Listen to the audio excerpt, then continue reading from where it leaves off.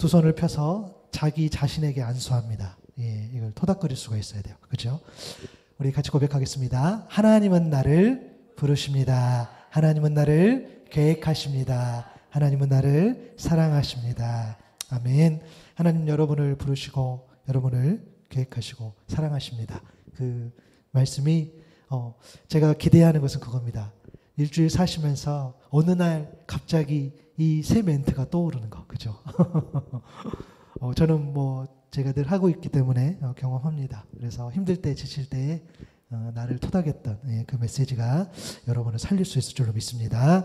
오늘 성령의 능력으로 부흥하는 교회 우리 주제 말씀이죠. 이제 계속 하반기 때는 계속 이어갈 텐데 성령과 부흥과 교회라는 이 메시지가 가장 나타나 있는 성경이 바로 이 사도행전의 말씀인 것 같습니다. 그래서 이제 이 말씀을 묵상하는데요. 물론 계속해서 연속적으로 이렇게 하진 않고요. 조금 더 제가 그래도 묵상해서 조금 더 선별하면서 말씀을 나눌 예정입니다. 성령과 부흥과 교회의 메시지가 가장 잘 나타난 말씀이 사도행전 말씀이라고 들었는데 제가 특별히 왜 그런가에 대한 이유를 이렇게 드리지 않아도 이제 말씀에서 이렇게 따라오면은 이제 그것을 우리가 깨달아 알 수 있을 줄로 믿습니다. 여러분 우리가 사도행전 책이 어떤가요? 조금 큽니다. 사도행전 책은 어떤 책일까라고 생각했을 때에 여러분 너무 복잡하게 그렇게 생각 안 해도 되실 것 같아요. 사도행전 잠깐만요. 예, 제 생각에는 아이들이 여기 와서 찬양을 막 마이크 잡고 부른 것 같아, 그죠? 예. 괜찮긴 한데 처음에 찬양 부르다가 막 블랙핑크 막 이런 애들 노래를 불러요. 그것도 잘했어. 네, 잘하는데 이거를 볼륨을 올려놓은 것 같아요. 예, 어찌됐든 예, 잘했습니다. 사도행전 생각하면 여러분 너무 복잡하게 생각하실 필요 없어요. 사도행전은 말 그대로 이 사도들에게, 그죠? 사도들에게 있었던 행적입니다. 물론 사도들을 어떻게 이제 정의할까라고 이제 우리가 생각해 보면은 보통 사도들 하면 예수님의 어떤 제자들, 측근들 이렇게 할 수 있는데요.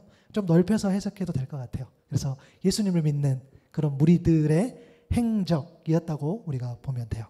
오늘 본문 1절과 2절을 보니까 데오빌라여 내가 먼저 쓴 글에는 무릇 예수께서 행하시며 가르치시기를 시작하신부터 그가 택하신 사도들에게 성령으로 명하시고 승천하신 날까지 이를 기록하였노라 라고 시작을 해요. 여기서 내가 먼저 썼다 하면서 나가 등장합니다. 누가복음의 저자인 누가가 바로 이 사도행전의 저자라고 우리가 알려져 있어요. 물론 정확한 기록은 없지만 이제 어떤 증언들 또 전승들을 토대로 정리해 보면 이 누가는 이방인 사람 그리고 이방인 출신의 이제 개종자인 거죠. 그리고 의사였고 바울의 조력자, 바울을 마지막까지 돕지 않았을까라고 보통 봅니다. 그가 먼저 쓴 글이라 하면 이제 누가복음을 이야기해요. 그래서 누가복음과 사도행전이 우리가 연결됐다고 보는 거죠.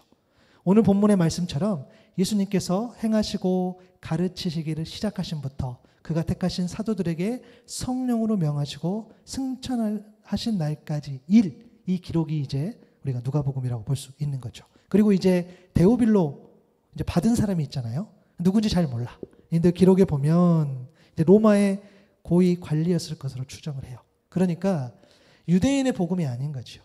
그래서 하나님께서 사람을 쓰실 때에 물론 유대인은 이스라엘 백성을 선택했지만 한 번도 이스라엘의 어떤 그 민족성 그것 때문에 하나님의 자녀라고 하신 적이 없어요. 그죠? 믿음으로인 거죠. 그래서 그 믿음이 이방인에게 전해지는 거죠. 그래서 우리들까지 오는 건데 이 데오빌로도 그러한 사람으로 추정하는 거죠. 상당히 어떤 그런 그 위치에 있었던 그런 어떤 지적인 사람. 그래서 이 기독교에 대해서, 교회에 대해서, 예수를 믿는 것에 대해서 많은 것을 알고 싶어 했던 그 누군가였을 것으로 추정을 해요. 그래서 어떤 면에서는 복음이라는 것이 마치 한 사람을 위해 쓰여졌지만 그 메시지가 이렇게 퍼져가는 거죠. 그렇죠? 그래서 여러분 한 사람이 너무 중요해요. 내가 복음을 받고 그 복음을 가지고 살아냄으로써 내 가정, 내 일터, 내 공동체로 나아가는 것처럼. 그렇죠? 그래서 정말 어찌 보면은 우리 주님께서 십자가를 지시고 그 복음의 메시지를 증거하는 것. 어쩌면 우리 모두를 위해 예수님이 십자가 지셨다고 말하지만 더 본질적으로 표현할 때는 나 한 사람으로. 그렇죠? 여러분 한 분 때문에 예수님이 십자가를 지셨다는 거예요. 아멘. 이 신앙이 우리에게 있기를 바랍니다. 만약에 이 메시지가 우리에게 있다면 사실은 함부로 살 수가 없어요. 그렇죠? 예수님 나 같은 사람을 위해 십자가를 지셨다. 그렇게 살 수 없는 거죠. 이렇게 사도행전을 시작하면서 누가가 자신이 먼저 쓴 글 누가복음을 언급한 이유는 사실 분명히 있을 것 같아요. 누가복음 1장 1절에 4절 보니까 우리 중에 이루어진 사실에 대하여 처음부터 목격자와 말씀에 일꾼된 자들이 전하여 준 그대로 내력을 저술하라고 부수는 사람이 많은지라. 그 모든 일을 근원부터 자세히 미루어 살핀 나도 데오빌로 각하에게, 데오빌로 이름 또 나오죠. 차례 들어서 보내는 것이 좋은 줄 알았노니 이는 각하가 알고 있는 바를 더 확실하게 하려 함이로라 라고 이렇게 되어 있어요. 그러니까 누가복음과 사도행전은 이제 한 사람에 의해서 어떤 전체적이고도 일관된 목적을 가지고 이제 기록을 해 나가는데 그 목적을 위한 기록 방법 중에 특징이 하나 있어요. 큰 특징. 그것은 뭐냐면 이루어진 모든 일에 대해서 증인으로서의 실제로 있었던 사실을 기록했다는 거예요. 사실. 여러분 이 사실이라는 표현을 좀 주목할 수 있기를 바랍니다. 여러분 누가가 쓴 누가복음이죠. 말 그대로 복음서죠. 여러분 복음이 뭡니까? 복음이 사실이잖아요. 제가 복음을 정의할 때 그 로마서 1장 2절 4절 말씀을 자주 이용합니다. 언제까지? 여러분의 심령이 새겨질 때까지. 또 인용해 볼까요? 로마서 1장 2절 4절 말씀이죠. 이 복음은 하나님께서 예언자들을 시켜서 성경에 미리 약속하신 것, 당신의 아들을 두고 하신 말씀이지요. 이 아들로 말하면 육신으로선 다윗의 자손으로 나셨고 거룩한 영으로는 죽은 사람들 가운데서 부활하심으로 권능으로 하나님의 아들로 확정되셨으니 곧 우리 주 예수 그리스도이십니다. 아멘. 성경이 미리 약속하신 것이 사실이죠. 왜냐하면 구약성경을 통해서 이미 성취됐어. 이미 적혀 있어. 예수님 오실 것이다. 구세주가 오실 것이다. 사실이지요. 육신으로는 다윗의 혈통에서 나셨고 예수님은 다윗의 후손. 이 역시 사실입니다. 죽은 자들 가운데서 부활하셨어. 십자가도 사실이고 부활도 사실이에요. 이 모든 것이 이 주인공이 하나님의 아들이신 예수 그리스도. 그래서 이것이 복음. 예수 그리스도의 말과 행동과 그분의 삶이 사실이요. 그 복음이 사실을 믿는 것이 진짜 믿음인 줄로 믿습니다. 그 사실을 우리는 믿는다는 거예요. 우리가 잘 아는 마틴 로이드 존스 목사님 메시지 중에 이런 표현이 있어요. 한번 봐볼까요? 기독교는 하나의 역사적 사건입니다. 기독교는 사실입니다. 교회는 세계사 전체에서 가장 생생한 사실 가운데 하나입니다. 교회사를 빼놓고는 세계사를 이해할 수 없습니다. 기독교는 가르침이 아니라 인물입니다. 실존 인물인 거죠. 결국 여러분 우리가 신앙생활을 하는 이유가 이거겠죠. 단순히 어떤 종교적 이론을 배우고 또 가르치는 것이 아니라 한 인물에 집중하는 거예요. 우리가 맞아요. 우리가 가르치죠. 배우죠. 맞습니다.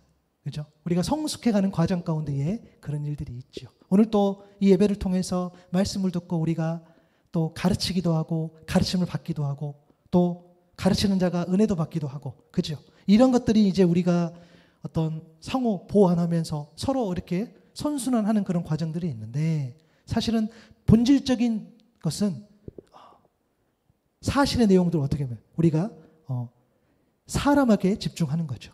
그 인물이 바로 예수 그리스도. 예수님이 오실 것이다. 예수님이 오셨다라는 거죠. 거기에 우리가 집중하는 겁니다. 실제로 이 땅에 오셨던 그 예수님. 여러분, 여러분들께서 제가 실제로 오신 예수 그리스도, 그 사실인 예수 그리스도를 우리가 사실적으로 고백하고 증거하고 그렇게 살아내지 못한다고 한다면 어찌 그것을 잘 모르는 믿음이 없는 세상 사람들이 그것을 이렇게 쳐다보기라도 할까요? 그럴 수 없다는 거죠. 우리가 온전히 살아낸다는 거죠. 그것이 신앙의 본질입니다. 여러분 잘 아시다시피 제가 사역 이야기 잠깐 한다면 한 달에 한 번씩 그 회사에 가서 말씀을 전하는데요. 감사하죠. 이 교회를 설립하기 전부터 연결이 돼서 한 달에 한 번씩 가고 이제 5월 모임 제가 지난주도 다녀왔는데 이렇게 말씀드리는 것은 기도 제목 때문에 그래요. 거기 이제 우리 한국 관리자분이 7분 계시는데 사실 신앙생활을 하지 않으세요. 그러다 보니까 어떤 때는 외근 나가시면 한 2번 빠지고 그죠? 또 바쁘시면 그 근무 시간에도 전화 받고 나가시기도 하고 뭐 그런 상황이죠. 회사의 방침이기도 합니다. 그러나 그 계신 분들이 회사의 방침이시니까 불편할 수도 있고, 그리고 또 저희가 30분 모이는데요. 30분 모이니까 그냥 목사가 와서 뭐 얼마나 뭐 싫은 소리 하겠어라고 그렇게 반응하실 수도 있고, 그렇죠. 또 어찌됐든 그 내용에 대해서 전혀 공감 못할 수도 있고라는 생각도 들어져요. 또 제 입장에서는 뭡니까? 왔다 갔다 하면은 한 3시간 정도 걸려요. 근데 30분, 한 달에 한 번. 그러다 보니까 교제하고 이런 것이 좀 할 수가 없어요. 교제하다 보면은 말씀을 전할 시간이 너무 짧고, 그죠? 그럼 교제를 또 하다 보면 그 모임의 의미가 퇴색돼요. 사라져요. 굳이 우리끼리 모임할 수 있는데 목사까지 와가지고 와서 레크레이션 할 것도 아니고 그렇잖아요. 이럴 때가 있단 말이에요. 그러다 보니까 그래서 제가 결정한 게 뭐냐면, 그래, 그냥 말씀만 전하고 오자. 너무 말씀만 전하니까 너무 힘들어요. 얼마나 딱딱하겠어요. 이제 저도 버티는 거죠.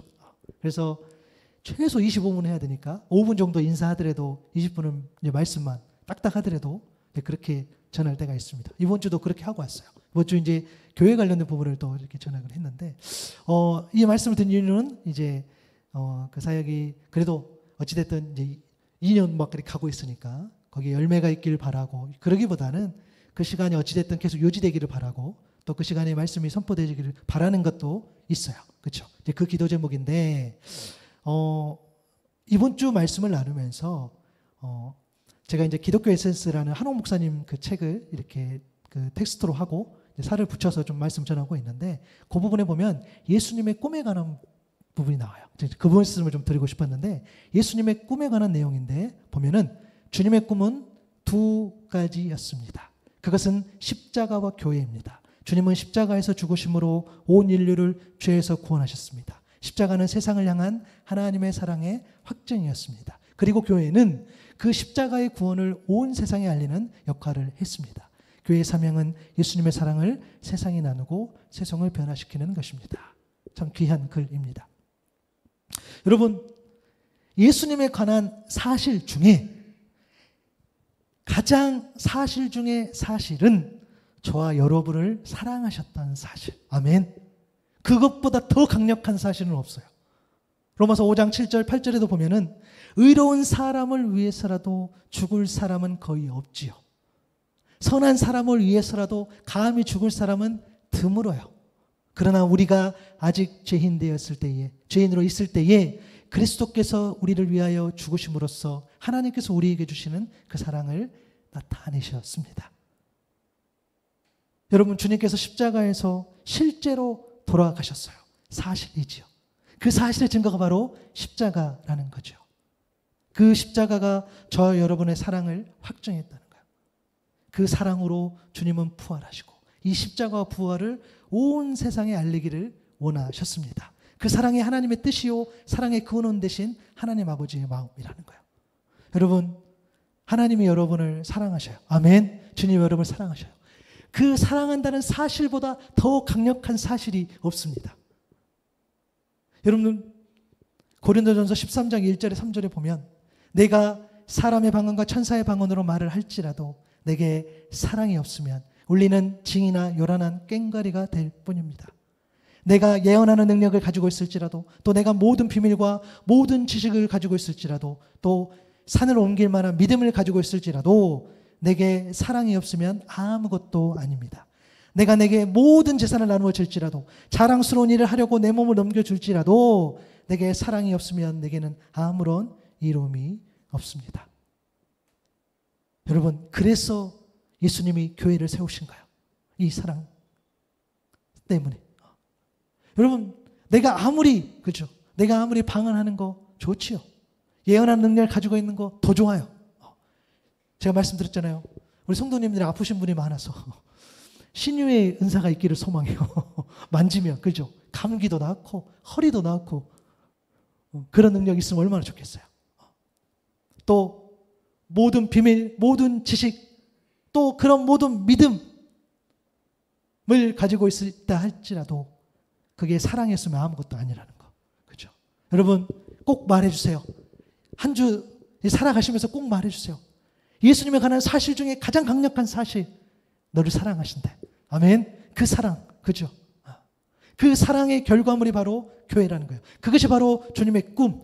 그것을 통해서, 그 교회를 통해서 십자가와 부활을 전하는 거죠. 그래서 하나님 아버지의 뜻으로 세상이 변화되는 것, 그것이 하나님 주님의 꿈이요, 하나님이 주님께 보여주신 사명인 줄로 믿습니다. 여러분, 교회라는 것이 우리가 잘 알잖아요. 예배 처소, 예배당, 예배를 드리는 곳이 이곳이 교회이지만 교회의 본질은 헬라어 에클레시아이죠.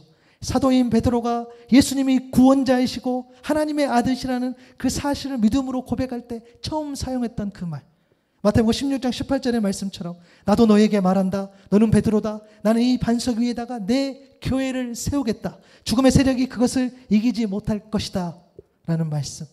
예수님은 교회를 세우시겠다고 말씀하셨어요. 왜? 너무너무 사랑하기 때문에. 너무너무 사랑하기 때문에 그 사랑을 교회를 통해서, 그 사랑의 결과물이었죠. 십자가와 부활을 증거하는 거죠. 그래서 교회는 건물이 아니라 사람인 거죠. 마치 기독교가 인물이라고 말한 것처럼 예수 그리스도를 바라보는 그 예수님 한 분, 그렇죠? 삼위일체 되신 그 하나님에 집중하는 그 신앙. 그래서 예수님의 말과 행동과 삶을 사실대로 받아들이고 예수님을 나의 구원자로 고백하는 그러한 사람이 모인 그 곳이 바로 교회라는 거죠. 그래서 사도행전은 예수님께 사명을 받은 사도들의 행적이 담긴 것으로 이 사도들을 통해서 처음 교회, 초대교회가 세워지고 확정되어가는 과정을 기록한 책이라 할 수 있습니다. 분명 여러분, 예수님은요, 교회를 세우시면서 희망을 말씀하셨어요. 죽음의 세력이 그것을 이기지 못할 것이다. 여러분, 우리는 늘 그 싸움, 그렇죠? 여러분, 우리가 얼마나 많이 무너집니까? 우리가 영적인 그 싸움에서 얼마나 많이 밀립니까? 그죠? 세상 살아가는 그런 어떤 갈등이나 문제들은 사실은 표면적인 것은 좀 비슷한 것 같아요. 그냥 그런 거 있잖아요. 돈이 많으신 분들이 겪는 고민이나 저처럼 아주 평범한 사람들이 겪는 고민이나 그냥 좀 크기만 다를 뿐, 그죠? 좀 이렇게 무대만 좀 다를 뿐 다 그냥 비슷해요. 그냥 근데 본인은 다 그냥 관계 때문에 무너지고, 그죠? 다 속이고 다 서로를 음해하고 이런 것들 사실은 뻔해요. 그죠? 그래서 모두 다 넘어지는 거야. 그 사단의 세력에. 사단의 공격이라는 것이 이런 거잖아요. 막 때리고 부수고. 여러분, 죄송한데요, 사단은 똑똑해. 왜 때려 부숴요? 그냥 조금 시기하게 만들고 조금 질투하게 만들고 조금 음해하게 만들면 무너지는데 거기에 왜 시간 쓰고 돈 쓰고? 아니요. 사단 걔네들도 엄청 치밀해, 체계적이야. 그죠? 돈 쓸 때만 써요, 걔네들도. 왜요? 똑똑해. 굳이. 그리고 무너질 것 같은 그런 공동체나 사람은요, 괴롭히지도 않아요. 왜? 하나님 없으니까. 예수 없으니까. 무너질 거 뻔하거든. 죽음의 세력이 그것을 이기지 못할 것이다. 예수님 그렇게 말씀하셨어요. 교회를 세우면서. 더 이상 사단에 무너지지 않고 복음의 능력으로 죽음의 세력을 이겨내기를 주님을 바라셨는데, 우리가 사는 세상의 교회, 여러분 희망이 있을까요? 부흥을 경험할 수 있을까요? 라는 질문을 드리면 선뜻 대답하기 어렵죠. 희망일 때가 있었고 부흥일 때가 있었다 할지라도 지금은 사실 그런 시대를 우리가 살고 있지는 않아요. 제가 막 비관적으로 말씀드리는 것이 아니에요. 너무 일반화돼 버렸어요. 교회에 대해 비판하고 조롱하고 이제는 혐오하고 이제 어디까지 가냐면 이제 무관심까지 가버려요. 그냥 별로 신경 안 쓰는 거죠. 그런데 우리가 앞으로 살펴볼 그 어떤 초대교회의 그러니까 사도행전의 교회들을 보니까 그렇지 않았다는 거예요. 고난 있었지요. 핍박도 있었지요. 아니, 성경을 읽어나가면 점점 더 심해지는 모습도 보게 돼요. 그러나 그들은 세상과 구별되게 살았고 그들은 세상과 구별된 영향력을 발휘했습니다. 그래서 사도행전 말씀이 중요한 거죠. 말씀이 담긴 그 처음 교회의 흔적을 쫓아가는 거죠. 건강한 교회, 주님이 기뻐하시는 교회, 세상도 인정하는 교회가 어떤 교회인지를 우리가 그 흔적을 한번 찾아가는 거죠. 이를 위해서 예수님께서 움직이셨고 행동하셨는데 오늘 3절 보니까 그가 고난 받으신 후에 또한 그들에게 확실한 많은 증거로 친히 살아계심을 나타내사 40일 동안 그들에게 보이시며 하나님 나라의 일을 말씀하셨다라고 기록되어 있어요. 주님 부활하셔서 친히 제자들에게 나타나셨죠. 우리가 잘 아는 것처럼 우리는 원래 안식일을 지키는 그런 사람이었죠. 그렇게 받은 말씀이었죠. 그죠? 그래서 우리 주님께서 안식일 후 첫날에 부활하셨어요. 하지만 그렇죠? 그래서 우리는 이제 진짜 안식일 주일을 지금 지켜요. 그러니까 오늘 이 주일은 결국에는 부활 주일이에요. 부활하신 주님을 기념하는 것. 매주일 그렇게 예배하는 것이 저와 여러분의 본분임을 기억하시기 바랍니다. 친히 살아계셔서 그 예수님께서 부활하셔서 그 말씀 40일 동안 하나님 나라의 말씀을 증거했다는 거예요.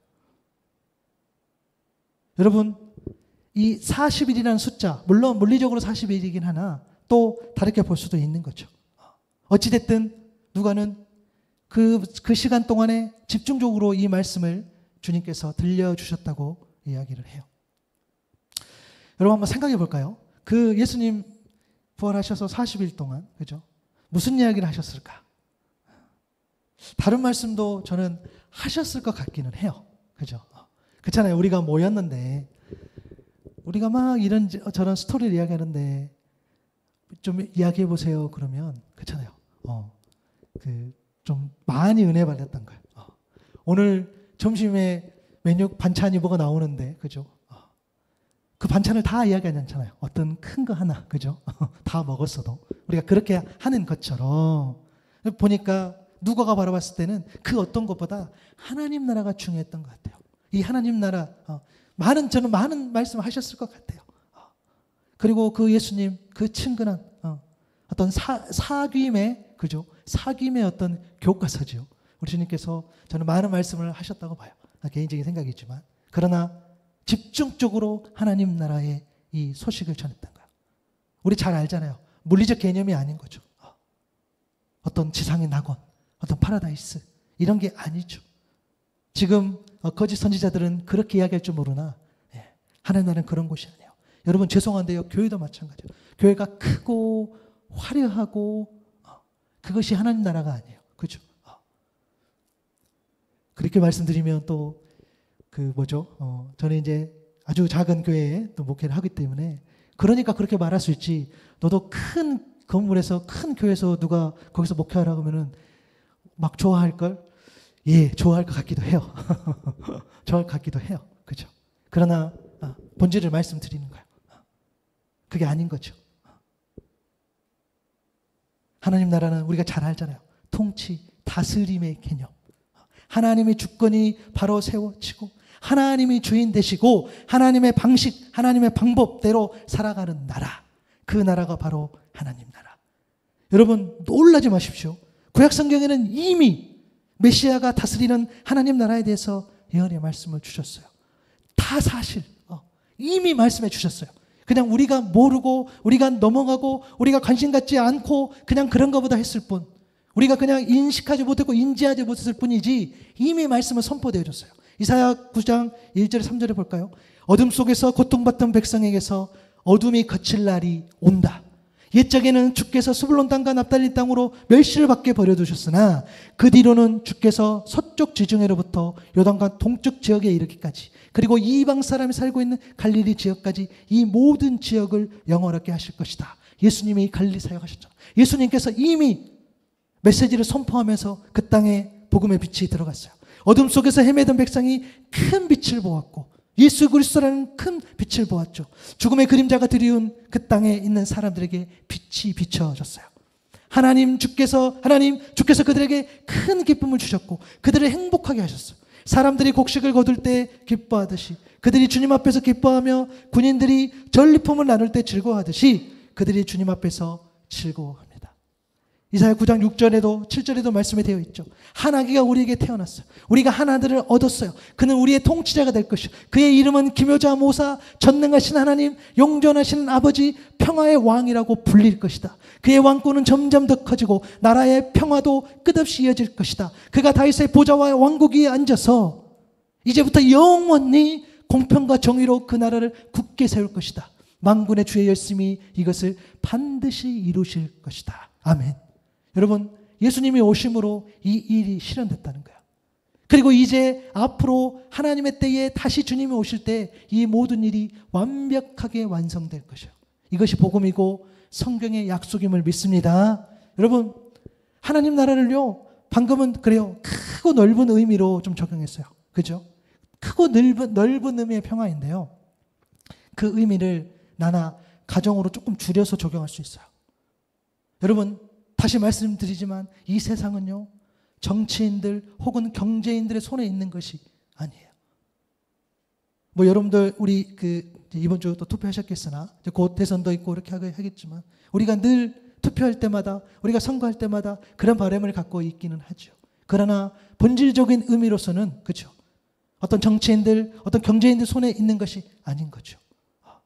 하나님 아버지, 부활하신 예수 그리스도, 영원하신 아버지, 창조주인, 그 만물의 주인이신 그 하나님께서 이 세상 일과 그 구원을 아들이신 예수님께 맡기신 줄로 믿습니다. 그래서 여러분 생각해 보세요. 그 하나님 나라, 그러니까 하나님의 다스림, 하나님의 통치가 있는 그 다스림, 그러면 그 하나님께서 나를 다스릴 때에, 그 하나님께서 우리의 가정을 다스릴 때에 그 오는 진짜 평화, 그것이 바로 세상과 구별되고 구분된다는 거예요. 여러분, 저는요, 물론 인생을 크게 살지 않았지만 본 적이 없어요. 온전히 믿음을 가지고 살아가고 온전히 말씀을 붙잡고 살아가는 사람의 인생이 넘어지거나, 물론 잠시 주춤할 수는 있겠죠. 그러나 그 인생이 정말 하나님 앞에 온전히 섰을 때 그 인생이 정말 초라하고 벌 볼 일 없고, 사람들은 그렇게 볼 수 있으나 정말 하나님 앞에 섰을 때, 그 말씀 앞에 섰을 때에 그 삶이 초라한 그런 인생을 본 적이 없어요. 어떠한 상황 속에서도 하나님의 사랑이 있는 사람들은 일어서서 내더라고요. 그 은혜가 우리에게 있기를 소망합니다. 어떤 시련, 어떤 아픔, 어떤 어려움이 있다 할지라도 말씀이 있을 때는 일어나더라는 거예요. 그 사랑이 있을 때는 일어나더라는 거예요. 또 뚜벅뚜벅 걸어가고 또 다시 일어나고 또 밀고 간다는 거예요. 가정도 마찬가지겠죠. 여러분, 오늘 우리 아이들이 없어서 다행이다. 우리 맨날 요즘에 전쟁이에요. 예. 할 수 있죠. 할 수 있죠. 근데 주일날 아침에 할 때는 좀 힘들어. 오늘도 했지만. 예. 그런데 생각해 보세요. 자녀가 혹은 부모가 그럼에도 거기 안에 사랑이 없고 거기 안에 말씀이 없다면, 그죠? 무너지는 거죠. 여러분, 이런 거겠죠. 말씀이 없으면 갈등도 안 일어나겠죠. 그냥 무시하고 그냥 넘어가고 이렇게 되겠죠. 그냥 그런 어떤 평화, 정말 그런 평안들을 그냥 포기하고 그냥 갈등만 일으키지 말자, 그렇게 살아가겠죠. 우리의 어떤 사회가 그렇게 돼 있잖아요. 그냥 젠틀하게, 그냥 너는 너대로 나는 나대로 갈등 없이. 그러면 말씀 없는 자들은, 말씀 없는 사람들은 같이 이제 사실 죽어가는 거죠. 우리 주님이 나를 다스릴 때, 우리 주님이 우리 가정을 다스릴 때에 진정한 평화가 오는 것처럼. 맞아요. 그래서 여러분, 이 하나님 나라를 이야기할 때 누가복음에서 예수님께서 정리해 주신 거죠. 누가복음 17장 20절 21절에 보니까 바리새인들이 하나님 나라가 어느 때에 임하니까 묻거늘 예수께서 대답하여 이르시되 하나님의 나라는 볼 수 있게 임하는 것이 아니요 또 여기 있다 저기 있다고도 말 못하라니 하나님의 나라는 너희 안에 있다라고 말씀하셨어요. 아멘. 너희 안에 있다는 거. 여러분, 이 부분을 좀 영어 성경 보니까 이미 너희 안에 둘러싸여져 있다는 거예요. 이미 너희 안에. 예수께서 이 땅에 오심으로써 우리가 그 예수 그리스도를 붙잡았을 때에 이미 우리 안에 하나님의 나라로 둘러싸여져 있다는 거예요. 아멘. 그것은 예수님과의 인격적인 만남, 관계를 맺을 때에 경험할 수 있는 곳이 바로 하나님 나라인 거예요. 여러분, 매일 삶 가운데에 하나님의 나라를 살아갈 수 있기를 바랍니다. 우리가 구원받고, 우리가 죄사함 받고 내가 구원받았으니 땡, 이런 개념이 아니에요. 과정, 그렇죠? 우리는 궁극적으로 하나님 나라를 가지만 하나님 나라를 살아내는 거예요. 이 땅에서 살아내는 거죠. 저와 여러분을 보고 사람들이 달리 볼 수 있기를 바랍니다. 여러분이 무슨 성과를 내서, 여러분들이 출중해서, 여러분의 능력을 발휘해서 여러분을 달리 보는 것이 아니라 여러분들이 구별되게 살아서 그 상황과 그 어려움 가운데 있을 때에도 여전히 예수 그리스도라는 희망 붙잡고 살아가는 그 모습으로, 그렇죠? 그 영향으로 달리 보이는 그런 삶을 살 수 있기를 바랍니다. 우리의 속한 가정, 우리의 일터가 그렇게 하나님 나라 되기를 바라요. 여러분들 때문에. 저와 여러분이 섬기는 교회도 마찬가지죠. 오늘 우리가 예배를 드리지만, 오늘 다 우리 저기 누구죠? 우리 조영 형제 오늘 또 일이 있어서 가야 되겠지만, 우리 오늘 식사를 몇 분 하지는 않겠으나, 우리가 또 이 공간 가운데 몇 분 안 되지만, 여러분들 한 분 한 분이 하나님 나라를 살아간다고 한다면, 우리는 오늘 하나님 나라에서 하나님을 예배했다는 그 은혜를 누린다는 거예요. 아멘. 그래서 너무 기뻐요. 감사하죠. 여러분, 그렇게 많이 모여도, 그렇게 많은 일들을 해도 하나님이 안 계시는 곳이 있다고 생각하면 너무 슬퍼요. 그러나 곧 쓰러져 갈 것 같기도 하고 곧 무너져 갈 것 같기도 하는, 과연 거기에 희망이 있을까 하는 그러한 곳이라도 하나님이 계시다면 그것은 하나님이 주시하실 것이고 세워주실 줄로 믿습니다. 우리가 그렇게 살아간다는 거예요. 이렇게 하나님 나라를 말씀해 주시면서 주님께서 이제 명령을 내려주시는 거죠. 오늘 본문 4절 5절입니다. 예루살렘을 떠나지 말고 내게서 들은 바 아버지께서 약속하신 것을 기다리라. 요한은 물로 세례를 베풀었으나 너희는 몇 날이 못되어 성령으로 세례를 받으리라 하셨느니라. 아멘. 약속하신 것을 기다리라는 거예요. 예루살렘을 떠나지 말고. 솔직히 제자들은요, 예루살렘을 떠나고 싶죠. 아니, 떠나야 돼요. 떠날 수밖에 없기도 하고. 하나는 그 예루살렘의 그 종교 지도자들이 예수님을 십자가에 못 박혔는데 그 따르는 무리들도 정리하려고 하니까 두려워요. 나도 잡혀가고. 지금 어떤 상태입니까? 지금 사실 제자들 입장에서는 엉망진창이지. 숨고 도망가고 부인하고. 예루살렘에 있을 필요가 없죠. 심지어 고향도 아니야. 대부분 갈릴리 출신들, 다른 지역 출신들이잖아요. 그런데 예수님 예루살렘을 떠나지 말라고 하셨어요. 영적인 이유도 존재합니다. 이사야 2장 3절에 보면 많은 백성이 가며 이르기를 오라 우리가 여호와의 산에 오르며 야곱의 하나님의 전에 이르랴. 그가 그의 길을 우리에게 가르치실 것이다. 우리가 그 길로 행하리라 하리니 이는 율법이 시온에서부터 나올 것이요 여호와의 말씀이 예루살렘에서부터 나올 것입니다. 여러분, 구약에서 예루살렘의 율법과 여호와의 말씀이 나오는 곳으로 예언되어 있기에 이를 위한 성취라고 볼 수도 있고요. 그리고 예수님의 십자가 사건이 있었던 예루살렘. 사람들은 십자가를 보고 죽음, 실패라고 생각했어요. 그렇게 따랐던 제자들도 그게 죽음이라고 생각했고 실패라고 생각해서 당장 어떻게 할 수 없기 때문에 아직 잠시는 예루살렘에 남아있던 그 모습. 그런데 하나님께서는 그 예루살렘, 그 십자가가 있었던 그 예루살렘이 생명이고 회복이고 시작이라고 하셨다는 거예요. 그 예루살렘에서 시작하는 겁니다. 그래서 아버지께서 약속하신 것을 기다리라고 명령하신 거죠. 성령으로 세례를 받으리라. 너희 힘으로는 안 돼. 너희 능력으로는 안 돼. 너희 의지로는 안 돼. 너희 계획도로는 안 돼. 기다려 라고 이야기하신 거죠. 여러분, 세례라는 것이 교회의 공식적인 의식이죠. 세례는 씻음을 의미해요. 죄로 인해 더러워진 나 씻어내는 거죠. 옛사람의 죄를 씻어내고 이제 주님과 함께 동행함으로 새로운 사람이 되는 것. 그것을 공적인 자리에서 선포하는 거죠. 공동체 안에서 인정해주고 격려해주고 그리고 함께 신앙생활 하는 거죠. 세례 받은 사람으로서, 씻김 받은 사람으로서 때가 묻으면, 여러분, 그래서 공동체가 너무 중요해요. 사실은 서로 보면서 김사님 때 묻었네, 털어줘야 돼요. 여러분, 저한테 좀 묻어있으면 털어주십시오. 그죠? 이게 목사가 되면 안 좋은 게 있어요. 아무도 목사님 어떻게 신앙생활 그따위로 하십니까? 이렇게 말하는 사람이 없어. 슬프죠. 그죠? 누가 그렇게 하지 마십시오 라고 하면 정신 차릴 것 같아. 이상하게 아내가 말하면 잘 안 들리기도 하고. 그죠? 들으면 되는데. 사실은 공동체가 그래서 중요해요. 먼지도 털어주고 넘어지면 일으켜주고 없으면 왜 없는지 궁금해하기도 하고 울면 왜 우는지 실수했으면 정죄하는 것이 아니라 같이 울어주기도 하고 그런 거죠. 그래서 공동체 안에 가운데에 세례는 그런 의미인데 마치 세례가 그 물속에 흠뻑 잠기는 것처럼 그 물로 씻김을 받아서 회개하고 돌이키는 그런 것처럼 성령의 영향력을 흠뻑 받는 것, 그것이 성령으로 세례를 받는 건다. 오늘은 이 부분은 제가 다음 주에 나눌 건데 다음 주 계속 나누면서 성령의 어떤 세례 또 성령의 어떤 충만함들 이런 이야기들을 계속해 나갈 겁니다. 중요한 것은 오늘 예수님 말씀하신 건 뭐냐면 기다리라는 거예요. 그 약속을 기다려. 그래서 오늘 정리하면서 이 말씀을 보면 주님의 제자가 어떤 사람인지 우리는 깨달아 알 수 있어요. 주님의 제자는 누굽니까? 십자가와 부활을 통한 하나님 나라의 일을 듣는 자예요. 우리가 어떻게 듣습니까? 저 여러분이 어떻게 하나님 나라의 일을 들을 수 있습니까? 그래서 예배가 중요한 거예요.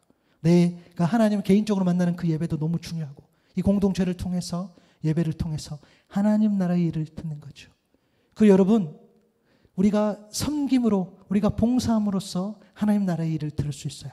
여러분 결국 관계예요. 하나님과의 관계, 사랑과의 관계를 통해서 우리는 더 깊어지고 우리는 더 성숙해져요.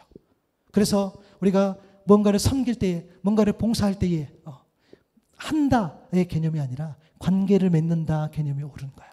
물론 우리 생목교회는 아직 뭔가를 특별히 하는 것은 아니지만 계속 기도하고 있는 거죠. 그리고 필요한 것을 찾아내는 것이고 자연스럽게 이제 감사하게 우리는 한 가지 사역이 곧 생겼어요. 우리는 이제 식사할 때에 역할을 분담해야 돼. 그것은 너무 좋은 것 같아요. 그죠? 그 전에는 아내랑 저랑 커버 다 할 수 있어서 지금은 조금 안 돼. 오늘은 상관없는데 그죠? 또 한국에 가신 분, 중국에 가신 분, 인도에 가신 분 복귀하면 그죠? 이제는 숟가락을 넣는 사람도 필요하고 같이 그래요. 이런 것들 하나하나 찾아가는 것들. 그것은 단순히 뭘 한다 개념이 아니라 관계를 맺어가면서 그죠? 누군가를 섬기고 누군가를 세워주는 거겠죠. 그런 의미에서 진짜 제자는 하나님 나라를 듣는 거, 들어야지 살아냅니다. 지난주에 우리 함께 예배했던 우리 형규 형제 이제 한국에 갔는데 또 나중에 또 형규형에 대해서 또 나눌 게 있어요. 제가 또 말씀을 드릴 건데 물론 형규형도 아는 내용들인데 섬김을 잘 받고 갔다고 갔어요. 또 섬김 받는 거에 대해서 또 부담스러워 할 때도 있었어요. 그래서 제가 이야기한 거였어요. 그대가 섬김을 받을 때면 잘 받고 나한테 안 갚아도 되고 우리 교회 성도님한테 안 갚아도 되니 나중에 갚을 일 있으면 섬기는 곳에서 잘 갚으시오. 이렇게 말씀드렸어요. 괜찮죠? 그죠? 여러분이 잘 섬겼어. 여러분들이 고마워해요. 같이 식사도 하고 말도 걸어주고 좋아해요. 그래도 여러분이 갚은다? 그래도 되죠. 그러나 이제 한국에서 살아가기로 했으니 거기서 갚으면 되잖아요. 그것을 이야기하는 거예요. 그래서 우리는 하나님 나라를 이야기 들어야 돼요. 또 하나는 뭡니까? 약속을 기다리기 위해서는 기도해야 돼요.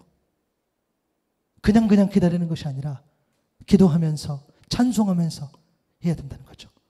여러분 정말 오해 없으시길 바라요. 사도행전의 교회와 똑같은 모습의 교회가 되자고 그래서 드리는 말씀이 아니에요. 사도행전의 교회는 단 하나. 하나님께서 그때 허락하신 그 모델 그 하나예요. 우리 하노이 샘물교회에 주신 하나님의 꿈이 있고 또 다른 하노이 지역에 있는 교회들에게 각자가 주신 교회들의 꿈이 있다는 거예요. 우리는 그 꿈을 찾아가는 거예요. 우리 교회의 주보에도 보시고 제가 늘 이야기하지만 하나님의 샘물로 변할 우리 영적 신도로서의 어떤 교회가 존재하는데 그것을 놓고 우리가 기도하고 같이 가는 거예요. 그래서 우리는 교회에 놓고 꿈이 있어야 돼요.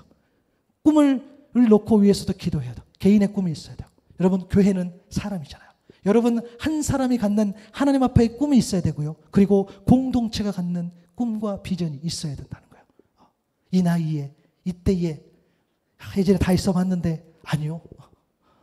늘 꿈을 꿀 수 있는 여러분 될 수 있기를 바랍니다. 여러분이 교회잖아요. 우리가 공동체잖아요. 그것을 이 하반기 동안 말씀을 우리가 나누면서 그 꿈을 찾아내는 거죠.